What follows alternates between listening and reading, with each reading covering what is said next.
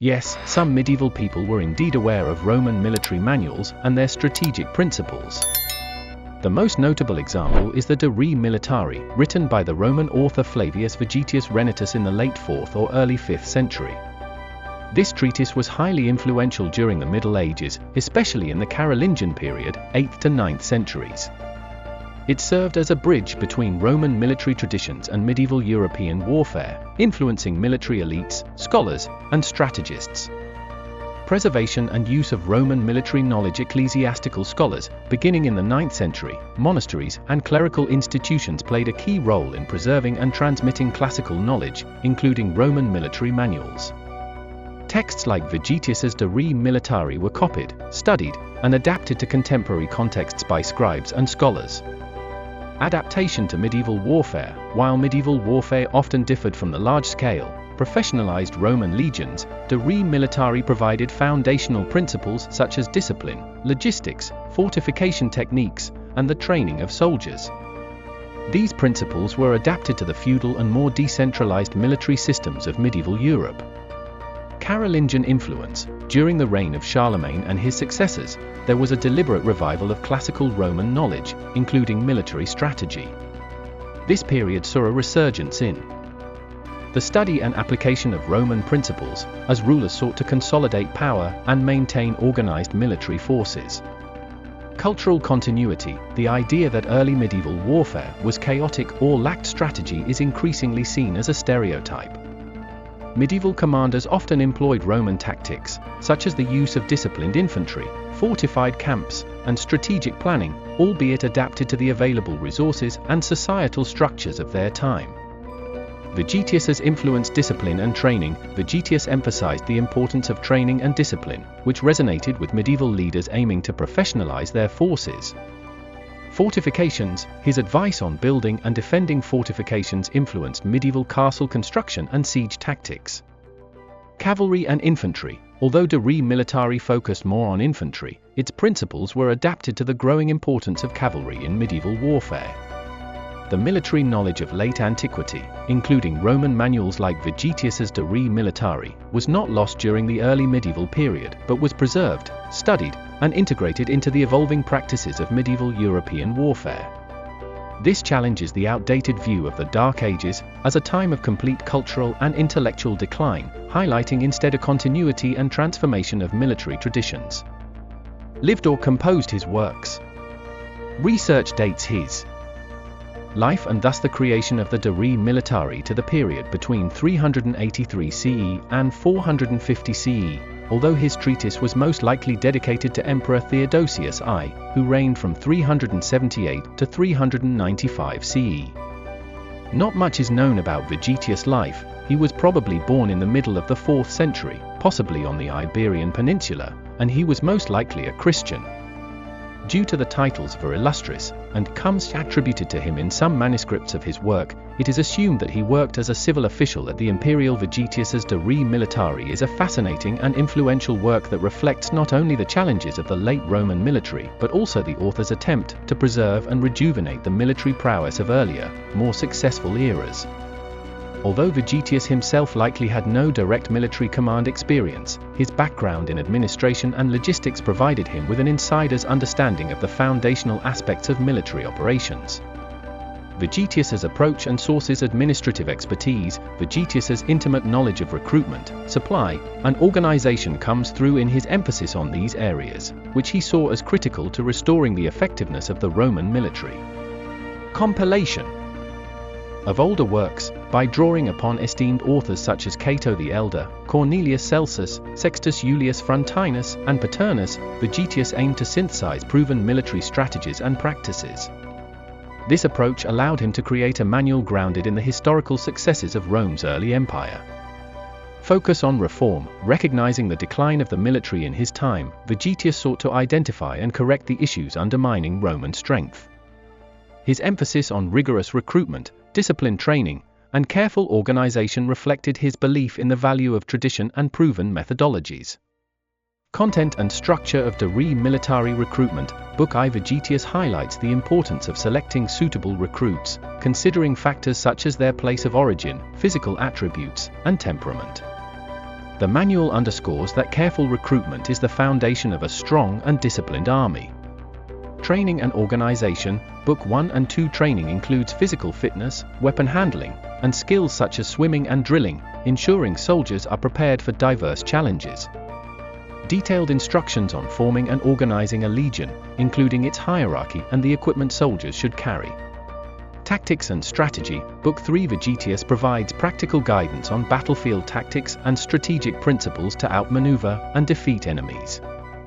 The 33 General Rules for Commanders offer timeless advice, emphasizing patience, preparation, and the importance of knowing both one's own forces and the enemy. Siege Warfare and Naval Basics. Book for a comprehensive account of siege equipment and techniques, reflecting the significance of fortifications in Roman and medieval warfare. The inclusion of naval warfare basics indicates Vegetius's attempt to cover multiple dimensions of military operations. Reception and legacy. While the immediate impact of De Re Militari during the late Western Roman Empire is uncertain, its preservation in Constantinople and later prominence in medieval Europe highlight its enduring value. Byzantine influence. The work was known and likely studied in Constantinople, suggesting its principles transcended the fall of the Western Roman Empire. Medieval resurgence. During the Middle Ages, De Re Militari became a cornerstone of military education, influencing strategies and doctrines from the Carolingian period onward. Timeless lessons. Vegetius's emphasis on preparation, discipline, and adaptability resonates even today. His aphorism, "Si vis pacem, para bellum," if you want peace, prepare for war, captures the enduring necessity of readiness and strategic thinking in any military context. By addressing the challenges of his own era and distilling the wisdom of Rome's greatest commanders, Vegetius created a guide that would influence military thought for centuries to come. One of the reguli, the rules presented in the third part of the book, found their way into a version of Mauritius Strategicon.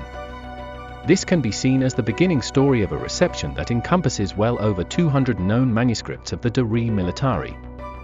Thus, Vegetius influenced military thinking up to the late Middle Ages, when it was used by writers such as Christin de Pizan and the composers of the Ordinances of Charles the Bold. And even in the rapidly changing early modern Europe, the De Re Militari was a standard for aspiring military leaders before Clausewitz published his Vom Krieg. Another important Roman manual was the Stratagemeter from Sextus Julius Frontinus, parts which are preserved in the De Re Militari. Frontinus, who lived between circa 40 to 103 CE, was himself a military commander who served under Emperor Domitian. He was active in campaigns at the Germanic frontier and led troops in Britannia while being a governor there. While his treatises on military theory are lost, his Stratagemeter survived. In this work, the widely knowledgeable military man, politician, and author collected many military deeds of Greek and Roman generals that should serve as examples and inspirations on what to do should someone face a similar situation to what they did. Both works would often be found bound together in one codex during the Middle Ages. Now, let us explore when the use of the De Re Militari and the Stratagemeter began in the Middle Ages. Around the year 856, the scholar Rabanus Maurus, abbot of Fulda and later Archbishop of Mainz, wrote a short treatise which he dedicated to Lothair II, King of Lorraine. In this treatise, known today as De Praecinctu Romani Militiae, he drew on elements from Vegetius' work that were important for the warfare and training of soldiers of his time. Thus, it can be seen that the Carolingian Rectitudo, the educational program initiated by Emperor Charlemagne, improved not only liturgical literacy but also the interest in Roman military theory. Unsurprisingly, monastic communities were the most frequent owners of manuscripts of the De Re Militari and the Stratagemeter. Between the 9th and 13th centuries, some of the largest monastic libraries owned copies of the work. During the 9th century, the monasteries of Saint Denis near Paris and Fleury on the Loire owned a copy. In the 10th century, it could be found in the monasteries of Rieck in Aar, St. Peter in the Black Forest, Ghent, Noailles, and Freising in Bavaria. The monasteries of Lorsch, Murbach, St. Gallen, Einsiedeln, and Lobs also had their own copies. Surviving contemporary catalogues of the respected monasteries' libraries report on these now lost manuscripts. However, the practical users of military power also appear to have been far more well-read than previously assumed, or at least they seem to have had an interest in writings with useful content for them. Excerpts and complete copies of Vegetius can be found in the libraries of secular courts of rulers and great men in the early Middle Ages. Louis the German owned one, and his brother Charles the Bald received a defective copy from Bishop Frischulf of Lisieux to help him in his fight against the Norsemen. Bishop Hartgar of Liege gave a copy to Eberhard, Margrave of Friuli, with the intention that the book could help in the fight against Slavs and forces from the Islamic sphere. The will of Echard, Count of Macon, who died around 876, mentions a book called De Arte Militari. There is little doubt that this was also a version or compilation of the De Re Militari. In addition to the Vegetius, the Stratagemeter of Frontinus was also well received. The oldest copy that circulated in the fancier dates to the second quarter of the 9th century. Emperor Otto I was known to have a copy that was gifted to him by his brother Brun. In the introductory dedication poem of the manuscript, he mentions the usefulness of the work for Otto's aims in the fields of war. Until now, it has usually been assumed that these early medieval military leaders were particularly interested in the sections on siege warfare and siege weapons. However, historians such as David S. Bachrach emphasize the great importance of these late antique Roman military manuals for the training and education of the nobles of the Carolingian and Ettonian courts and church schools. It cannot be denied that this knowledge transported within the De Re Militari and the Stratagemeter was still of great interest to nobles active in military matters in the 10th century. These books, therefore, had more recipients than just monks who wanted to enrich their historiographical works with military terms.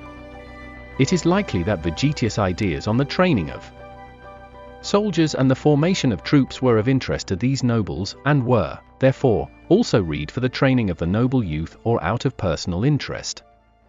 This does not necessarily mean that they were acquired directly through their reading.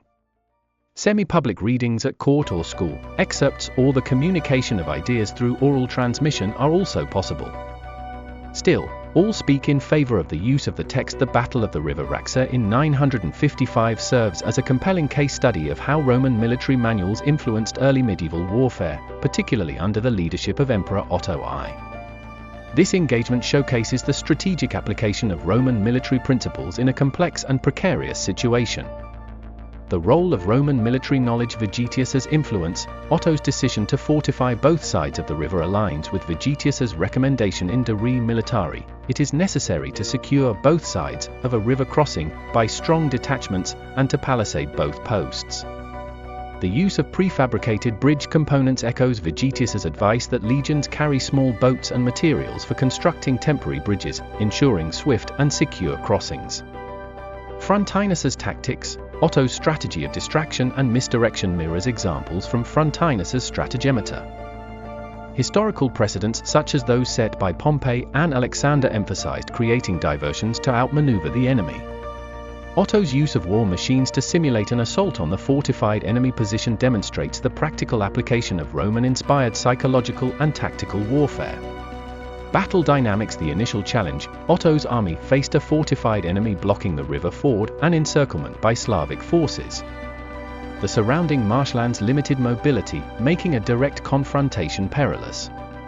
The strategic response, Otto employed a combination of diversionary tactics and engineering ingenuity.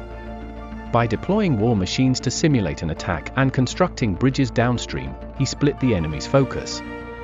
Comes Gero's leadership in building the bridges and coordinating the cavalry's river crossing was pivotal. This maneuver exploited the enemy's slower response and fragmented their forces. The decisive engagement, with the cavalry and Gero's detachment threatening the enemy camp, Otto led the main force across the river to engage the remaining defenders. The coordinated attack caused the Arbadrites to rout, leading to a decisive victory. Significance of Roman influence. The success of Otto I at the river Raxa illustrates how military knowledge from Roman manuals was more than a theoretical exercise, it was actively integrated into medieval military strategy, education. Of nobles, Roman military texts were part of the educational curriculum for medieval elites, particularly in Carolingian and Ettonian courts. This knowledge was disseminated through monastic libraries and courtly readings, equipping leaders with a blend of theory and historical precedent. Practical application. The use of Roman techniques in bridge building, fortification, and psychological warfare underscores the adaptability of these ancient principles to the realities of early medieval conflicts. Legacy and reflection. The Battle of the River Raxa demonstrates that early medieval warfare was not a chaotic or unsophisticated endeavor, but one informed by a deep understanding of Roman military science. This continuity challenges the outdated perception of the so-called Dark Ages as a time of intellectual stagnation. Instead, it highlights a nuanced blend of Roman traditions with the evolving political and military contexts of medieval Europe. By preserving and applying the wisdom of texts like De Re Militari and Stratagemata, leaders like Otto I ensured that Roman military thought remained a cornerstone of Western warfare well into the medieval period and beyond.